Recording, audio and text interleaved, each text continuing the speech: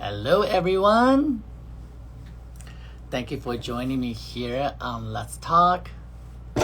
How's everyone doing today? Today's Tuesday. I'm excited for this week. I'm excited for all the guests I have this week. I'm excited to have different conversations this week, and I thank you guys again and again for always being here with me and supporting these conversations. Yes, this set looks different because change it up a little bit. Yep. There we go. Just a little better framing here. So I'm gonna do a little sound check in a bit to make sure everybody can hear me okay. So where are you guys right now? Hello, saying hi to everyone. So yes, it's gonna be a great talk today. We are going to be talking to Chasten Buttigieg. And we'll have a great conversation about his book. We're gonna talk about what he's doing now on the Biden campaign and what it's like to be on the road all the time and the work is never done. So I'm looking forward to our conversation today. Oh, I see you guys are from Texas. I see you guys are Colombia. Well, thank you so much for being here. I'm super excited. I'm gonna check to see if he's with me. Hold on one second.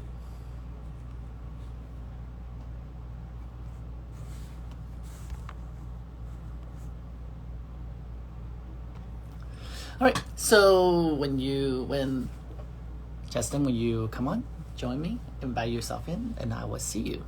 All right, can everybody hear me okay? We are testing sound, we're waving. Hello. So tomorrow we'll have a great conversation with photographer Barbara. You're gonna learn all about her tomorrow. So make sure you come back here and join me again at 2 p.m. Pacific time and 5 p.m. Eastern time. We'll have an amazing conversation tomorrow. Yes. Well, today, I'm just waiting for my guests, so I'm just chatting with you guys for a little bit. All right, I see I have a thumbs up from my team here. The audio sounds good, and we're just waiting for our guests.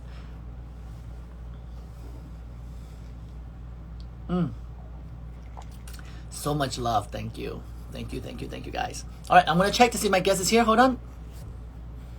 And there he is.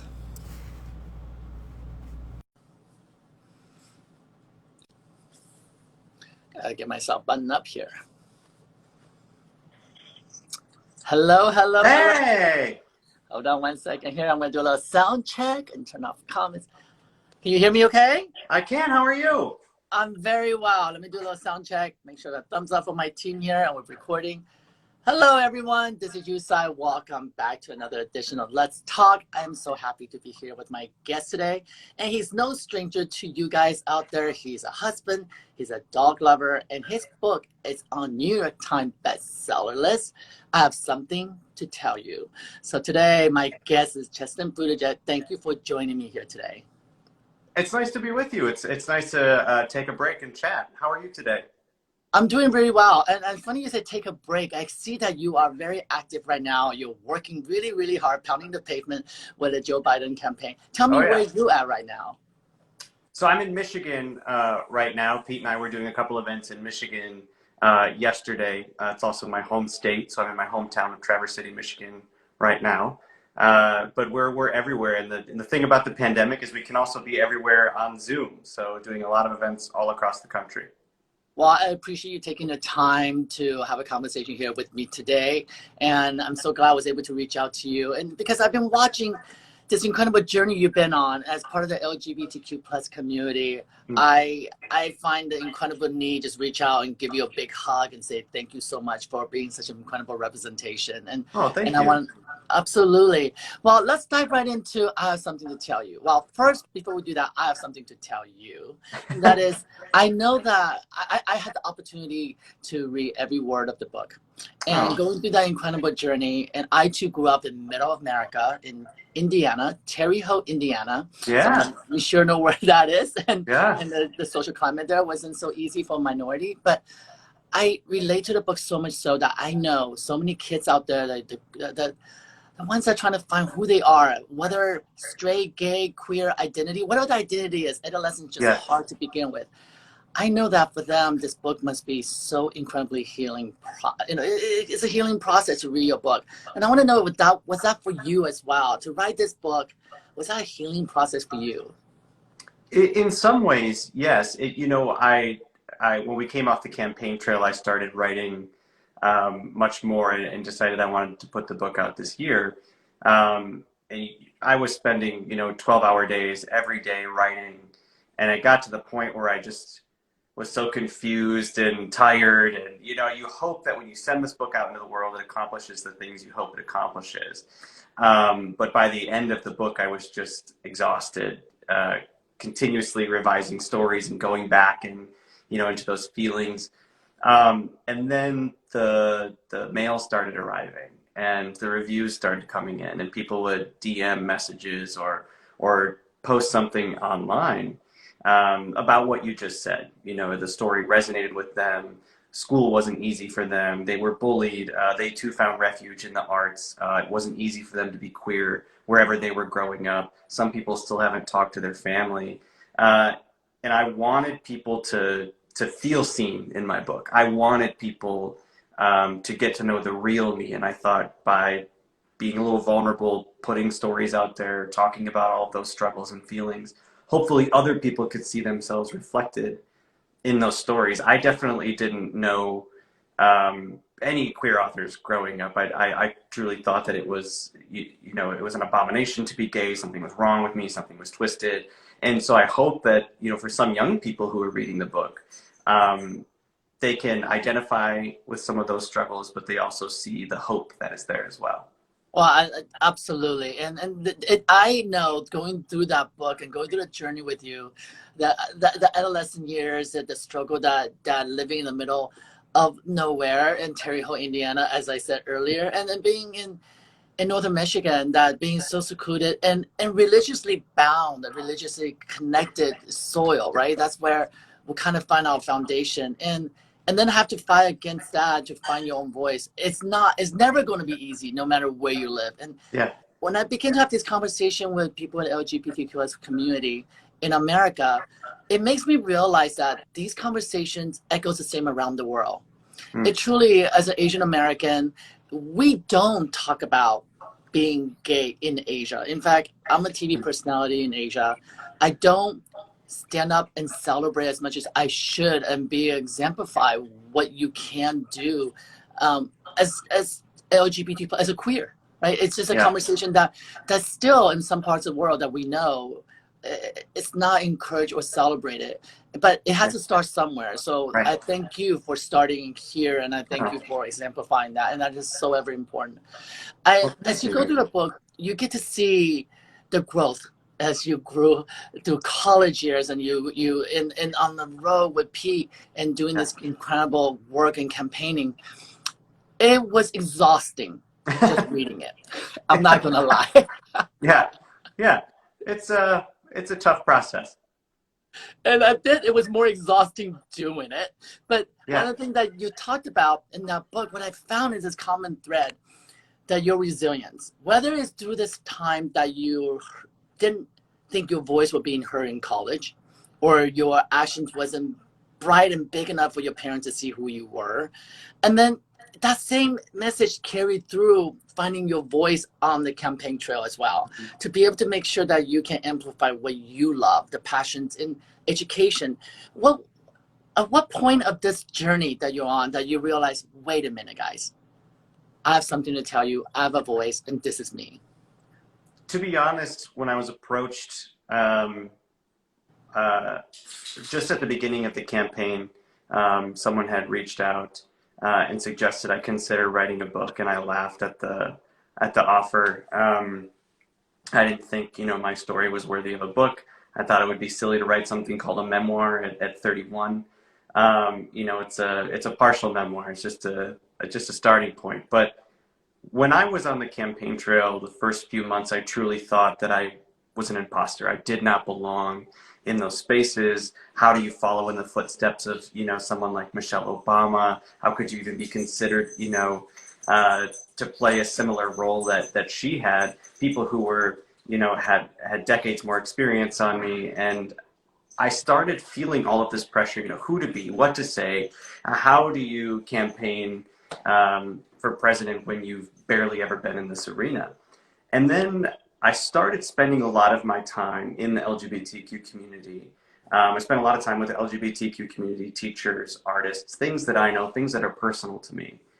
And the more vulnerable I asked people to be, the more vulnerable I was. And then in turn, therefore, the more vulnerable they were. We were having these beautiful conversations on the campaign trail. And I started realizing, you know, all of these things that we are all told define us in the worst ways, or somehow we have failed at the game of life. You know, it took me 5 years to finish college as a first-generation college student. For better or for worse, I am the gay man that I am, and that is good enough for some people and not enough for other people. And, you know, my experience with medical debt and traversing, you know, healthcare in this country, and I just feel like a failed person, right? Like somehow I failed, and I'm 31. I've got the student debt, I've got medical debt. I'm still trying to figure out who I am as a professional and as a husband. And so I just started talking about all that stuff. Talking about my hopes and my dreams and my fears and my story, and I saw that people resonated with it. And people started sharing their stories. And I thought, you know, I got to stop forcing myself to believe I have to be a certain type of person. I just got to be myself. That is what kind of pushed me to really write the book, is because I think we need thousands of more stories like this, especially in the queer community.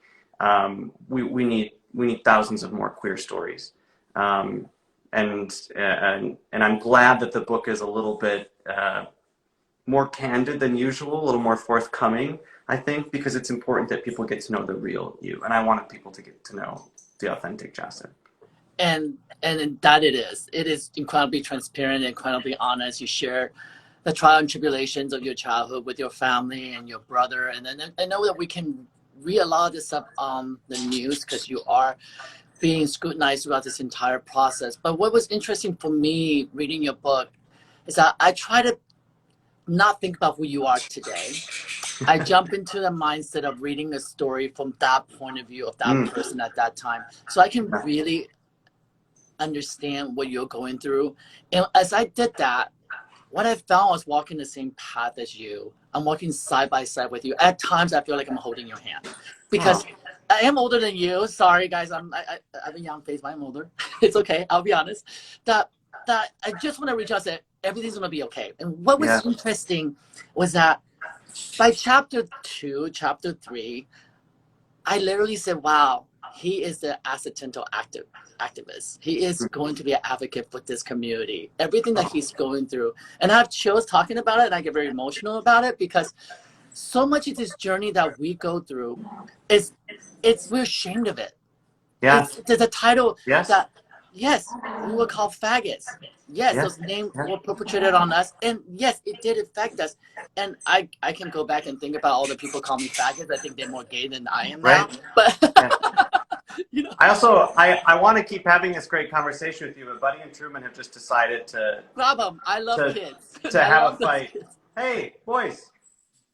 Buddy. Can you hear this? It's okay. Like they've been sleeping all day and now they're like, well, we should probably fight over a toy. Dad's on camera. Let's cause hell. Buddy, come here. Yeah, shake it off. It's like they just got out of the wrestling thing. Are we done? Okay, thank you. Jeez. The new normal. Sorry. It's how we celebrate these days. Can you guys just chill for a little bit? Thank you. All right. I have a little French we were having a really, really strong conversation, intense conversation. But leave it to Buddy to tear it apart. But I was saying that as we go through this journey and we reflect back at the people who have been bullies, and in fact, they're the ones that more insecure than all of us were ever been. And I can visualize the awkwardness in you because I feel that reflection in me. And I was definitely a crazy, awkward kid growing up. Oh, yeah. And I mean, I couldn't even say I was in a closet because I didn't know what that was. Right. You know what? And as I go through this book and I begin to see that what you touch upon, which is this relationship, in a gay relationship and seeking out. And yes, it's very different in New York, LA, Chicago, Seattle, very different in Michigan, I'm sure of. And I have since moved away from Terre Haute, Indiana, when I'm living the fabulously gay life I get to live in Los Angeles, which is incredibly privileged, by the way, for those people who get to move Yeah. away from that. So yes, I know we all try to quote unquote get out to the world and be able to get out, Yeah. and part of it is geographical, and we can, and that's absolutely true. But as I watch you staying in that place where you're going through the adolescence, and then there are few gay people around, and there's dating. It's hard to begin with, right? And you Oh go yeah. through this relationship and online dating process. As I watch, as I listen, I can see it, and I say I watch because I cringe, right? I Mm. cringe because we all go through that. Yeah. Trust me, I'm still swiping right and asking who's gonna swipe right with me. Oh, You someone's know, gonna swipe right. they do, but doesn't mean I'm gonna swipe right back. I They mean, do, but it's besides the point. besides the point, that's a whole different discussion about choices we make.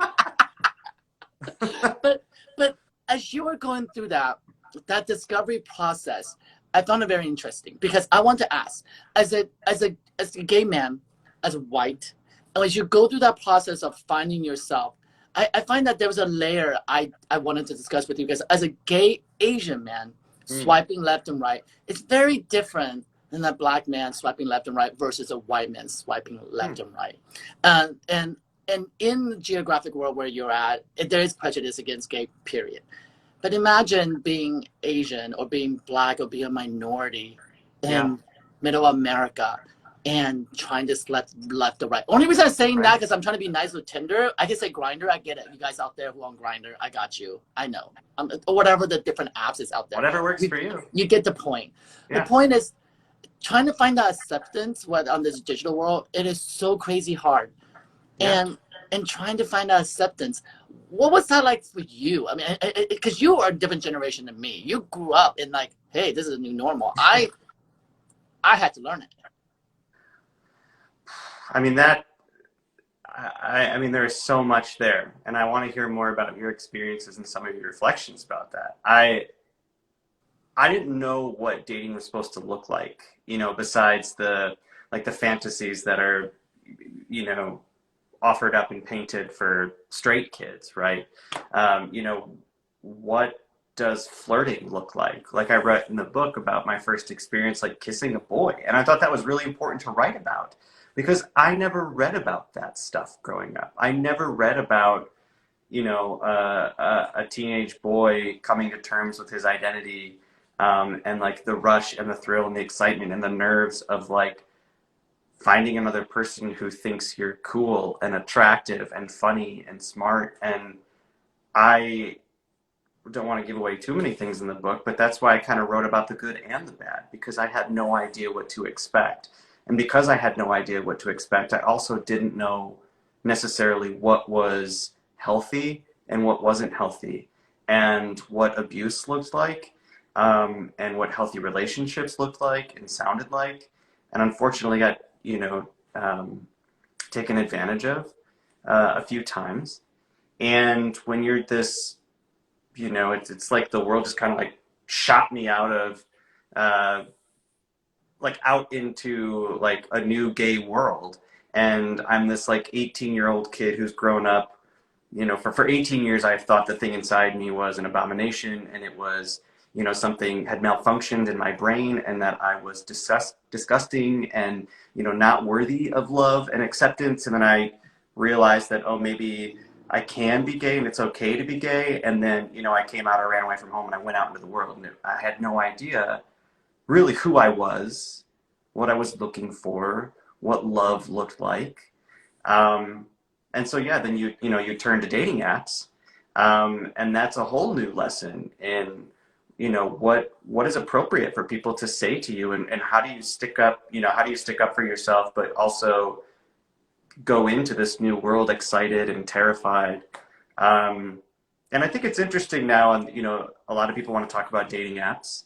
Um, it's interesting, like journalists of a younger generations will just be like, so you guys met on Hinge, right? Like, yeah, we met on Hinge. Like, okay, next question. And journalists from like much older generations will be like, isn't that scandalous to be meeting someone on a dating app? Should the mayor have been on the dating app? But that means there is still then stigma around how people date and how people meet, and depending on what app they use to meet. keeping in mind that sometimes these apps are the only safe spaces for people to connect with other people, and to truly feel like you can be your own self and your truest, most authentic self. Because in many areas of the country, flirting with a guy at the bar might get your teeth knocked out, you know? So all in a nutshell, I guess, you know, the dating experience for me was exhausting and thrilling, and, you know, just everything, every emotion. But and that's why I thought it was so important to spend some time talking about it in the book, because isn't that real? I mean, that's reality. Like, my story is not like a Taylor Swift love story, like princess story. It's very different. But your story does end, you meet with Pete on the dating app, which is a rarity. So we're all looking for Pete right now, all of us. Just so you know, Yeah. who's still on the dating app. And you're absolutely right. And you described it perfectly. There's so much different emotions, right? It's basically every emoji under the sun that's on your phone is what you go through. But I think the new method of flirting is just sending an eggplant emoji. I think that's what I've been told. I would prefer a sentence, perhaps like one fully cognizant sentence. That's because you're a true romantic. You're a true romantic. And you're an educator. You're a teacher. That's why. It's also exhausting, right? I mean, I'm talking to, you know, some of my girlfriends about, you know, they're on Hinge and they're on other dating apps, you know, and the way we just objectify one another, and the way, you know, it's send me more pics, and then like, I don't think you're really my type. And like, you haven't even gotten to know me yet, right? But also just like, men are exhausting. They're just so exhausting. Just for the record, Hinge is listening. If Raya's listening, I've been blocked by them before even signing on because I wasn't approved, and I don't know why. So if you're listening, send me an email on why I'm not allowed to be on Raya or Hinge. It's a whole different conversation again. I digress. No, not the right platform to try to get me involved in trying to get on the single app. Anyways, but one thing that in your book that I absolutely celebrate with you, that you love the theater, and and when I read that, I know that so for so many of our LGBTQ plus community, for the queers out there, that we all fall in love with theater. And I know people goes, why do you guys like to be in a theater? For me, in fact, it's truly that I get to be anybody else but me, right? We get to be any character we want to be. And I went so far as worked with Disney and became characters and became, I danced with Disney for years and played characters. Because it was something that, it was like my safe haven. So as I'm reading, Buddy is just wreaking havoc on this set. He keeps jumping into my lap. I think he's definitely expecting dinner. Hi, do you want to say hi? He just needs a lot of attention always. And that's what we're here for. And it's funny enough, my dog just walked in too, but she's gonna fart. So Aww. I got a little French bulldog over here. That's what they do. They snore, they fart, and they tell you they love you all the way. We finally got Buddy on the right diet, so it's not as gaseous in here. But it's almost dinner time, so they're just gonna keep causing. It's okay. So I was saying about the theater, that we get to play different roles, and we get to be anything but who we are. Yeah. And yet, you went through all that, and then you get thrown into the stage of reality that you don't get to play any other character but Chasten. You have to be as truthful and authentic on the campaign trail. How do you prepare for that? Yeah, well, I used to, you know, in the early days, you know, journalists would be off the record, backstage, or, you know, standing in a hotel lobby, and people would always ask that, you know, what prepared you for this moment? Are you prepared for this? Are you ready for this? And I would joke, you know, I have a degree in theater, I can do anything. And then they would laugh.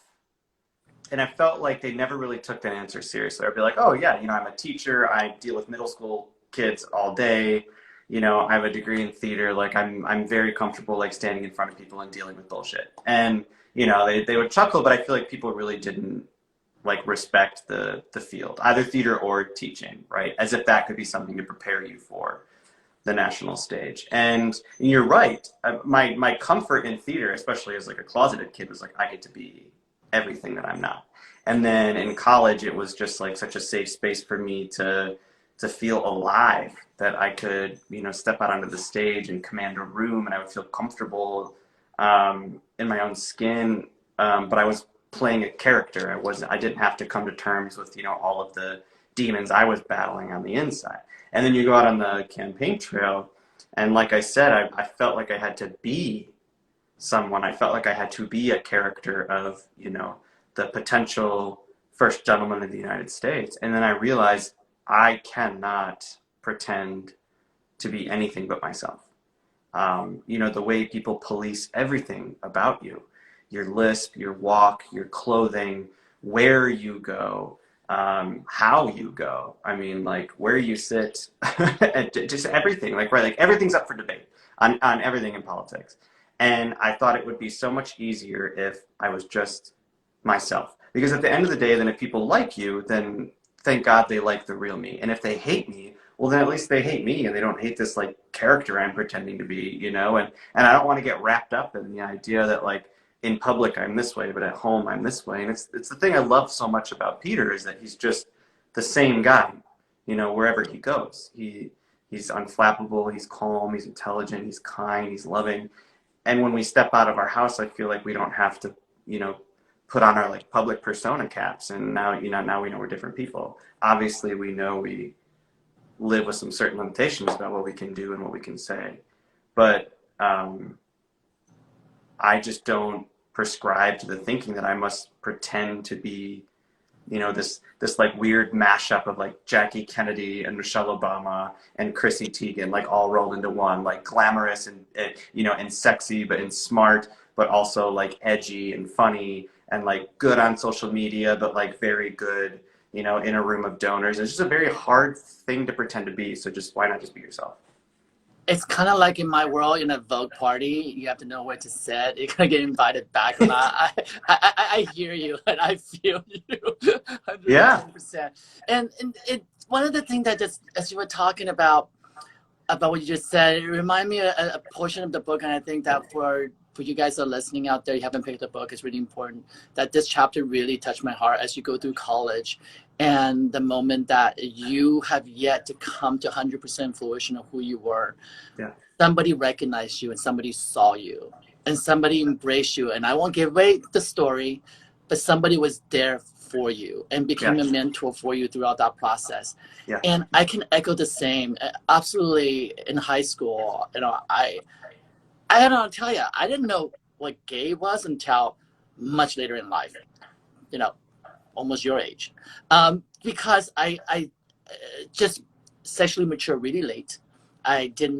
Puberty didn't hit till much later. Everybody's growing hair on the body in the locker room. I'm like, what the hell is going on? Like, I'm getting out of here. All I do is white people are weird. They grow hair in places you know, but so when I read that chapter and it reflected so much, and I actually picked up the phone and called my friend and said, just thank you for being that person in my life through that time. And I think that's so ever important because we need champions along the way, and they might not be there 100% of the time with you, but there are definitely pivotal stage of your life that we need different kind of resources and love and support. And we also get to read that and learn that about you, about your family. And there are ones that are super supportive, and there are ones that's learning to be supportive. And I'm optimistic that they're learning to be supportive, and you guys can read about that as well. And so thank you for sharing that part of it. Oh, absolutely. I think it's so, you know, this book is not just for queer people. There's a lot that straight people can learn and need to hear. And it's the same, it's, you know, the conversation about allyship, it can't just be this thing that you think you are. Like, oh, I would never discriminate. I'm, you know, yay, gays. Like, how are you actually making sure that you are supporting the people around you in their life and making sure that they know that they are worthy of everything that we want, right? Love and attention and acceptance and civil rights. And I am here because my straight friends, my allies, told me that I was worthy of all of those things. They told me that they would fight for me. And it's important that straight people read stories like this, that they read other people's stories, and that way they can better empathize with the people around them. But allyship has to be verbal, and it has to, you actually have to take action. I'm convinced Buddy is going to just like tear the tribe out of you know, but that is why I want straight people to read this story as well. young And and old, and teachers and allies, um, because it's just so important. It's so important that you learn more about who you can be for other people, how you can be a better ally, and how to better support those people that you say you support and love. And one thing that I know hold true for me, and it echoes in your book a little bit there, and I won't give it all away, but for the young ladies out there, if a gay man loves you, please tell them they're gay way ahead of before we get too deep into thinking we love you. And you know I think what? it's that. It's Yeah, very common. It happens all the time, and I that is know true. my girlfriend at the time that invited me over to her house, and I thought, oh, we're gonna have dinner, and she's like, by the way, this is my boyfriend. I'm bisexual and you're gay. Figure it out. And I'm like, what? What? And that was my Wow. coming out. Like, let's figure. She literally like, okay, I'm gonna give you a chart, and here's like literally a physical, lab. Yes. Go figure it I think out. there are healthy ways to have that conversation. Different You know, people go through it in different ways, but I do absolutely. celebrate that. All joking aside, by the allies out there, the lovely ladies who who do come to our life and tell us, by the way, you're fabulously gay. Yes, you might want to walk the path of bisexual. Maybe you are bisexual. Whatever that label is, Yeah. define who you are. But I'm so happy you mentioned the allyship, because that's what we need. Because within our culture, within a gay culture, gay community, we need to celebrate that more and more. I need to come over and take Buddy home. Buddy's exhausted of this conversation. He's just like, please keep But me. he's like, I heard this before Yeah. again. No, on that point, I think it's so important that obviously you should never out somebody, right? Our journey is our journey. But I did appreciate having friends who said, if you ever want to talk about anything, I'm here for you. You are always worthy of space. You are always worthy of love. And I think it's really hard for us sometimes to have those conversations with our friends, where we're having a drink or we're having a good time and we don't want to talk about our feelings too much or we don't want to make things awkward. But having people in your life who will just say, pause, I love you and I love everything about you and I will fight for you no matter what you need me to do, right? It, it's so important that if people feel like they know something about their friend and their friend is not yet comfortable saying that thing out loud, that you have to give them their space. But make sure that you tell them that they are worthy of the space and that you will always be there for them. Because the biggest fear, right, is once I come out, I'll lose everything. I'll lose everyone. I'll lose my family. I'll lose my friends, my job.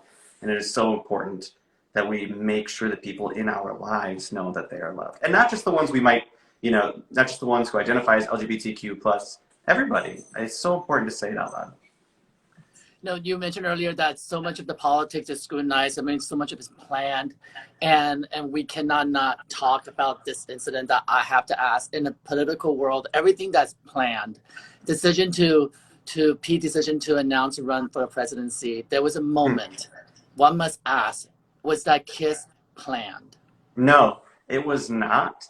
And I remember sort of they were walking us through, this person will come out, and this person will come out, and then Pete will come out, and then, Chasten, you'll come here, and we agreed that I would like approach from his left side. And that was it. And I was just really proud of him. I was like shaking backstage. I was just so full of emotion. And when I came out on that stage, I was so proud of him. And I did what most spouses do when they go up on stage, and show their pride for and of their spouse. I hugged him and it was actually a peck on the cheek.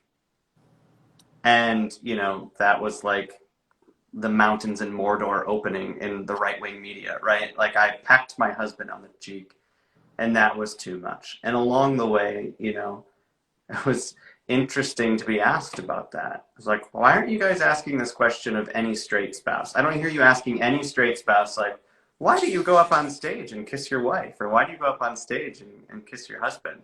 There's just our kiss that was unseemly, which gets into what I try to touch on in the book is I just think some people, especially people in the media, are fine with gay people as long as they remain sexless. Mm.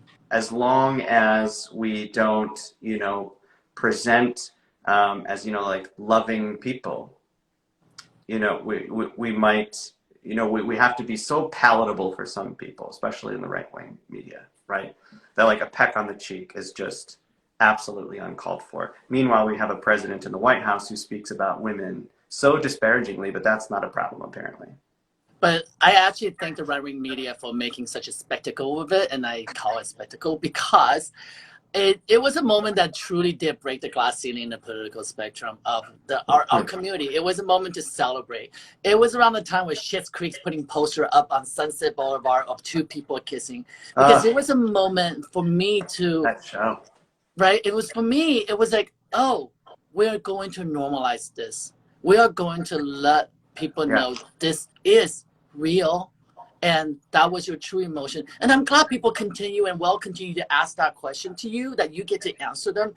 That's how I felt about my husband. And that's how I expressed my love for him. So I think Rush Limbaugh for champion that all the way they want, and Fox can pick it up and keep showing that kiss over and over, because you know what? That's what it takes for people to realize that there's nothing wrong with our affection to the ones we love, however way you choose to, right? And so I champion them. I thank them. Instead of getting angry at them, I thank them for putting the words out. The worst thing is they didn't talk about it. I'll be like, wait, did you guys not see that? I saw the ceiling shatter, and what happened? Yeah. I mean, it's I'm glad that I got to partake in that process. I'm glad that I got to be the one who ran out on the stage and kissed his husband every night.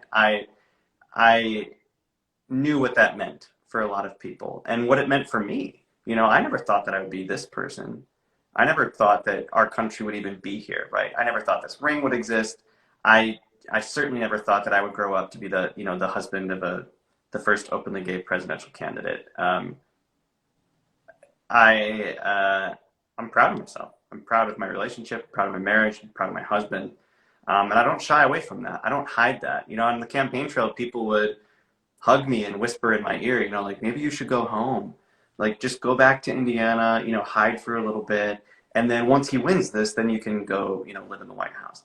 Because our community is already, our community still is grappling with all of that trauma of being told that we are not worthy of things, that we are not enough, that we don't deserve good things. And surely, some in our community still feel that weight and that pressure of what our community has gone through and has fought for.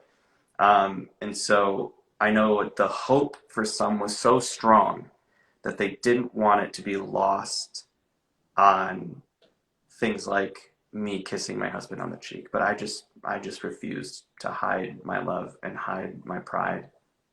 What's so interesting is that with the right-wing media coming for you for that kiss, the same community that on the opposite end is coming to charge at you for not being gay enough. So Yeah, how do you win this battle? Yeah, and I get it. It was a historic campaign, and everyone had an idea of what it should be, right? And the problem is, many people who write about the queer community are straight, and it's really important that people understand that the queer community is not a monolithic community. I would be really offended if somebody asked me who I was going to vote for president, and if I didn't say the gay guy, I would be somehow a traitor to the movement because I have a difference of opinion. I believe that people are entitled to vote for whoever they want to. And if they didn't, maybe they liked Pete, they just liked somebody else more. And that is great that we are at this moment in American politics where you can celebrate that there's a gay candidate and you can also vote for somebody else if you want to, if their bus is getting you closer to where you think the country should go. But certainly it's important for people to understand that this community, we don't all just like get together on Wednesdays and have tea. Like, we are very different people, and we all are part of this acronym, a very big acronym, right? And to be a white cisgender gay man is just one piece of that acronym, of one very small sliver of this pie. And so it was important for me on the campaign trail to go out there and meet with people whose lived experiences were so different than mine. Spending a lot of time in the transgender community and with young queer activists whose expectations are much bigger than maybe mine were when I was 18, right?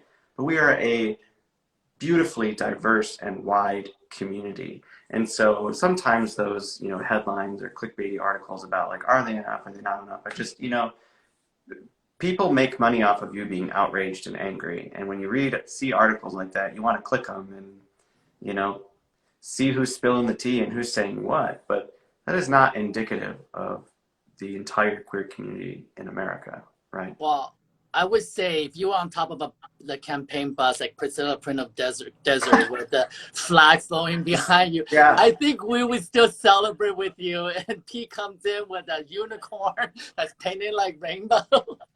I don't think that. What do you think Rush Limbaugh would have said then? He would just have a heart attack and Maybe be he over would like with. it. I don't know. Maybe he's into that. You know what? Who can deny a unicorn? Come on, because you guys are the unicorn in politics, so why not come in a unicorn? Well, Next time. as this book is so beautiful and celebratory, and thank you for being part of the political arena for our community. Thank you. And it inspires me, and I would say this, and I haven't said this to anyone, is that it inspires me as a gay Asian man to know that these stories are important. It does help. If there is no book out there about gay Asian men coming out story.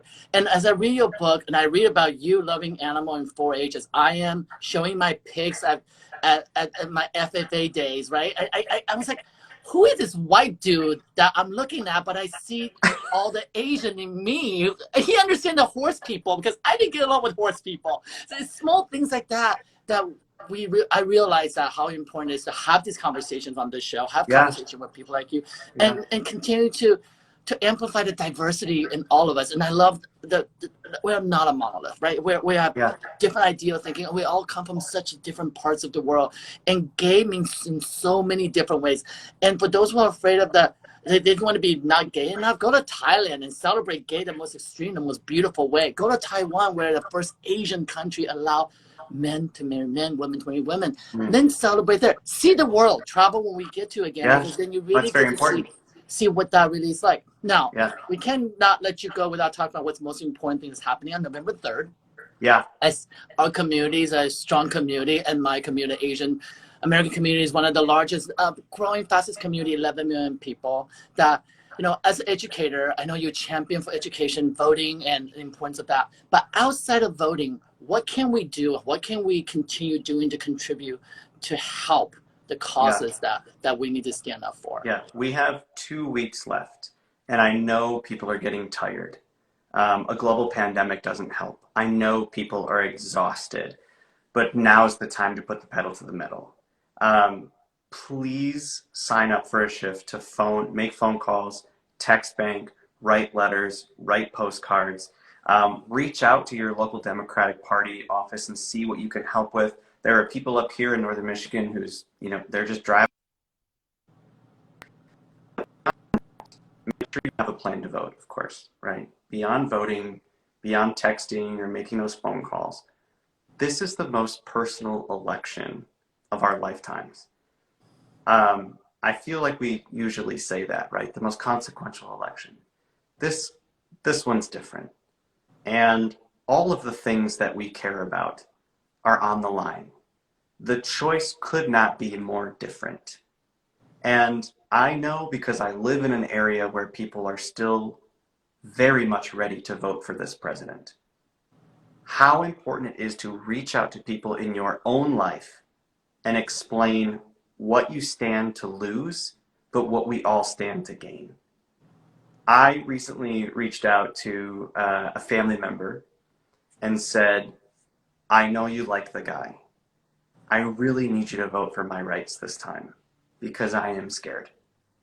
And this family member said, okay, I will. Because they recognized that we as a community and we as a country stand to lose more than they might gain by using a tax benefit. A Secretary of Education who actually believes in public education. A president who actually affirms that Black lives matter, that trans lives matter. A president who's actually interested in protecting the LGBTQI community, enacting legislation to protect queer people in all 50 states and territories. There are so many things that are so personal for all of us. I know our country is grappling with a healthcare system that doesn't work for everyone, and we all want to see it progress. But we are choosing between someone who wants to strip it and someone who wants to improve it. My mother herself has been battling cancer for 13 years, and the ACA has made her healthcare much more affordable. Is it perfect? No. Is it keeping her alive? Yes. And that is why it is so important we elect someone who is interested in protecting her life and her health care. Please get comfortable being uncomfortable and reach out to one person, 10 people, your church group, your book group, whatever it is, whatever social group you are part of, and have the uncomfortable conversations, because together we stand to lose a lot, but we also stand to gain so much more. So please vote, and please have those conversations. And I'll quote yourself from your book, we have one chance to get this right. And that's truly so. And I thank you for all your bravery and all your honesty. And I thank you for the laughter in this conversation and the joyful smiles. Because through all this, we need healing. We need each other. We need alliances. And we need to look for the greater good, right? We're seeking for the greater good. It is not a personalized, it's not personal any longer, right? It is a greater good for all humanity and for democracy overall. I moved to this country because I was worried my family immigrated here because we were worried that it would become an authoritarian country, right? We came here to celebrate the American dream, and we still are, because in America you still have that voice. And for those of us out there, I as Chasten said, go out there and have conversation. And for the community that's with me, stands side by side with me, my Asian American communities, the marginalized community, the Mexican communities, please go out and cast that one vote. That one vote is a privilege that many people in this world still doesn't have. So I get all emotional talking about it. Almost got it matters. It really it matters, and that's why I'm here today. And thank you so much for reaching back to me and extending your love and support. And here's a virtual hug for you. And thank you so much for all of it. And thank you for your kids for watching. Buddy. Well, thank you, and I hope if anyone's interested in picking up the book, they can visit chastenmemoir.com. But small independent bookstores are really struggling right now. So I hope if you've enjoyed the chat and you want to get the book, please consider supporting your local independent bookstore. They really need your business and your help right now. You can find links to IndieBound and bookshop.org, which will help you find a local bookstore to support. And thank you so much for supporting the book as well. I'm going to leave you with this funny story for you to laugh along the way as I leave. That you share, I will not give it away, but you share a funny story about how you met President Obama. See, you're laughing now, but I'm going to give you something to laugh even more about. I had the opportunity to meet President Clinton, to photograph him. I'm the only photographer allowed in a room of thousands, as I'm photographing everyone from Stevie Wonder to every A-lister, so Anne Hathaway's with him. At the very last minute before he left for Secret Service, I looked to the Secret Service guy and I said, can I please hand this camera over to my assistant? Because remember, I had to sign a document. I'm not allowed to let the camera off my hand. Nobody can touch a camera but me. That's a whole Secret Service thing, 6 months of review, background check, and I've got approved to be there. He says, yes. So I hand the camera to my assistant, and all I want to do is go in and shake his hand for the picture. And my assistant was so nervous, shaking. His hands were shaking as he clicked the camera. He only clicked one frame, by the way. Instead of like fast shutters, I can get lots of pictures. He clicked one frame. As he clicked, he moved his camera down because he was so nervous. My hand goes in to grab President Clinton's hand, and I miss it. And then in the picture, it looks like I'm groping him. So there you have it. Well, I'm glad I'm not the only one with an awkward story about trying to shake the hand with the president. Oh, boy. The great reason I want to share that story for people who are watching is that we could look so different, but we share so many similar stories and so different. And through laughter, through tears, we can share stories to celebrate each other. And thank you for sharing your story. Well, and I hope one day, much for having me. I really hope one day that I get to be there in that kitchen and I'll cook for you and your husband. Oh, well, thank you so much for having me. Buddy is going to destroy the place. I don't go feed him. So it's been a pleasure. Thank you so much. Thank you so much. Bye.